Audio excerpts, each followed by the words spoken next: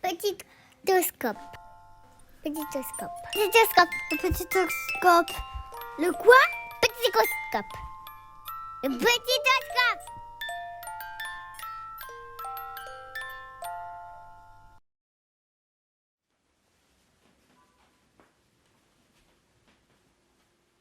À 3-4 ans, on peut enfin souffler un peu.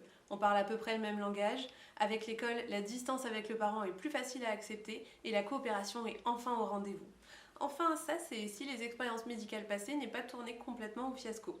Mais bon, si vous avez vu les vidéos précédentes, ça devrait pas vous arriver très souvent. Donc, l'objectif à cet âge, l'autonomie. Alors, c'est sûr que le parent reste indispensable, mais à cet âge-là, le seul fait que la figure d'attachement soit disponible suffit. Il n'y a pas forcément besoin qu'il y ait une proximité physique directe. Donc l'enjeu, c'est de faire, et de faire tout seul. Le langage est maintenant bien développé. Il est capable de raconter une petite histoire qui lui est arrivée, par exemple, mais vous étonnez pas s'il passe du coq à l'âne. En fait, pour raconter une histoire, il faut être capable de mettre les événements qui nous sont arrivés en contexte pour pouvoir l'expliquer à l'interlocuteur qui, lui, n'a pas vécu ces événements. Il faut donc pouvoir imaginer ce que l'autre sait et avoir conscience qu'il ne sait pas les mêmes choses que vous. Et du coup, ça s'appelle la théorie de l'esprit et ça se développe que vers 6 ans. Donc d'ici là, ça sert à rien d'utiliser de l'ironie, ça sert à rien d'utiliser des jeux de mots compliqués au risque d'être pris au pied de la lettre. Par contre, c'est toujours pas un adulte miniature et la réalité peut avoir une toute autre dimension dans sa conception des choses. Par exemple, la notion de temps peut être encore un peu floue.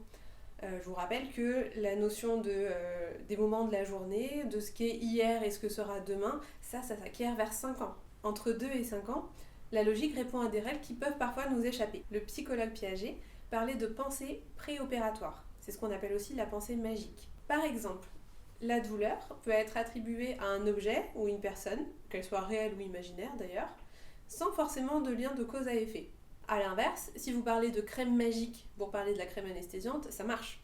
Et puis, se réfugier dans un monde imaginaire est vraiment super utile en consultation.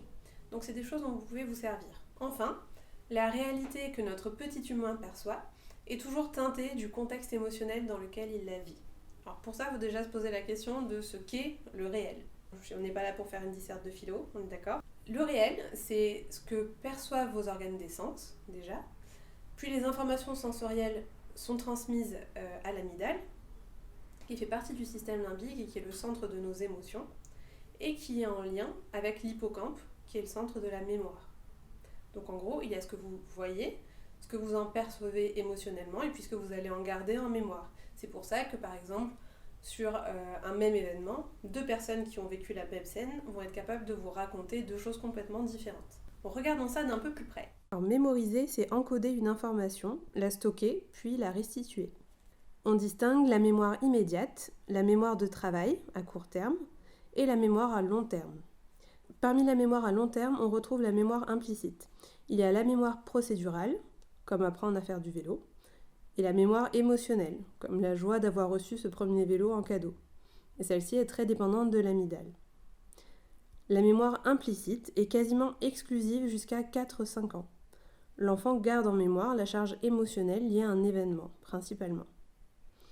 Donc si c'est ce médecin qui lui a fait peur et mal avec un vaccin, il y a de fortes chances pour qu'à la prochaine visite, la simple vue de ce même médecin remette l'enfant dans ce même état émotionnel. Dans la mémoire à long terme, on retrouve aussi la mémoire explicite, dont on peut se souvenir. Elle dépend de l'hippocampe, qui se développe qu'à partir de 4-5 ans. Elle correspond à la mémoire épisodique, donc comme les événements autobiographiques, et la mémoire sémantique, qui sont les connaissances apprises à l'école, par exemple. Or, les organes des sens, l'hippocampe et l'amygdale, travaillent ensemble. Donc à partir de là, l'hippocampe peut faire passer un événement dans la mémoire explicite à long terme s'il est fortement marqué au niveau émotionnel à partir de nos perceptions. Donc si vous avez bien suivi, la façon dont ce petit enfant va se souvenir de vous dépend grandement des émotions qu'il aura ressenties pendant votre consultation, et de ça va découler toutes vos prochaines rencontres. Mais face au stress, on est d'accord qu'on n'est pas tous égaux, encore moins à 3 ans, et là encore, l'enfant n'est pas du tout un adulte miniature. On va voir ça. Pour mieux comprendre, plongeons-nous dans le cerveau d'un enfant. On a le cerveau archaïque, donc tronc cérébral, cervelet, qui est vraiment très ancien. Il est apparu il y a 500 millions d'années, chez les poissons, puis les amphibiens et les reptiles. C'est celui qui va gérer notre survie, notre pression artérielle, la respiration, le rythme cardiaque, l'équilibre, le sommeil, bref, toutes les grosses fonctions fondamentales. Et face à un stress, ce cerveau archaïque va commander 3 types de réactions, soit l'attaque, la fuite ou la sidération. Ensuite, on a le cerveau émotionnel.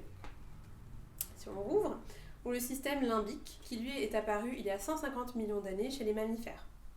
On retrouve l'amygdale et l'hippocampe dont on a parlé, mais aussi l'hypothalamus qui est en lien avec le tronc cérébral, l'hypophyse et le système nerveux autonome. L'insula qui est un super carrefour qui fait le lien entre les informations sensorielles transmises par le thalamus à l'amygdale et puis le lien entre l'amygdale et le cortex frontal. On retrouve d'autres structures comme le gyrus singulaire, le fornix, et puis les corps mammillaires, les noyaux du thalamus, les noyaux accumbens qui fait partie du système motivation et récompense, le septum et l'épiphyse. Le cerveau archaïque et puis le cerveau émotionnel vont être matures dès la naissance et puis surtout dominantes jusqu'à 5-6 ans.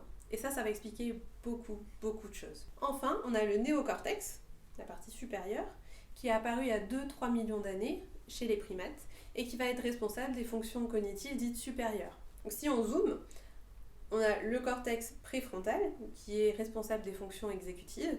On a l'attention, la mémoire de travail, l'inhibition, la flexibilité mentale, la planification du mouvement. Et si on zoome un peu plus, le cortex orbitofrontal va servir de régulateur aux émotions réflexes de l'amygdale qui est dictée directement par le cerveau archaïque. Et je vous le donne en mille, ce cortex orbitofrontal, il commence à maturer que vers 5-6 ans, et ce jusqu'à la fin de l'adolescence.